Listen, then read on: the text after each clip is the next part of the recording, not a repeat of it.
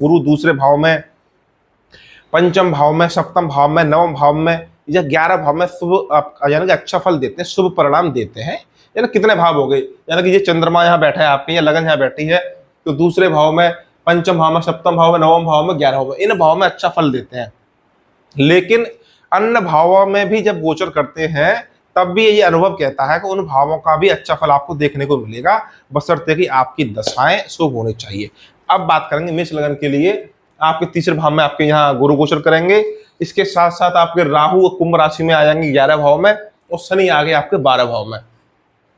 तो शनि का तो पक्का है कि शनि वहां पे अशुभ फल देंगे यदि आपकी अशुभ दशा चल रही होगी। लेकिन गुरु की हम बात बता दें कि गुरु यहाँ पे क्या क्या छेड़ेंगे आपको। गुरु की दृष्टि तीसरे भाव में, तीसरे भाव में गुरु जो है अच्छा फल नहीं देते हैं। तीसरा भाव आपके छोटे भाई बहनों का होता है, हिम्मत साहस पराक्रम का होता है, लेकिन तीसरे भाव के गुरु का जो फल होता है वो अच्छा नहीं माना गया है।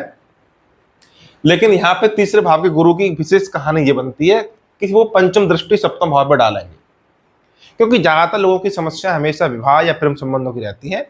तो सप्तम भाव पे दृष्टि देखेगी गुरु की पंचम दृष्टि, इसके साथ गुरु देखेंगे भाग्यस्थान को, इसके साथ गुरु देखेंगे राहु को, जो 11 भाव में राहु बैठे हैं।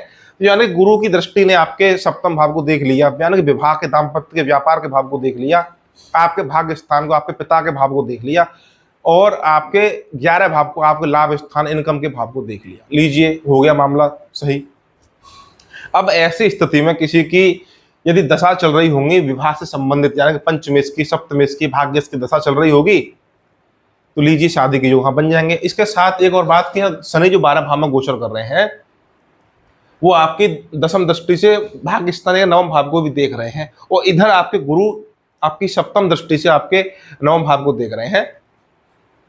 तो ऐसी स्थिति में नवम भाव जो सक्रिय हो गया, एक्टिव हो गया। अब यानी कि पिता से संबंधित और भाग्य से संबंधित आपकी शुभ और अशुभ दोनों घटनाएं हो सकती हैं। ये निर्भर करेगा कि आपकी कुंडली में किस ग्रह की दशा चल रही है और उसकी नवांश आदि इत्यादि में क्या स्थिति बनी हुई है आपकी दशानाथ की।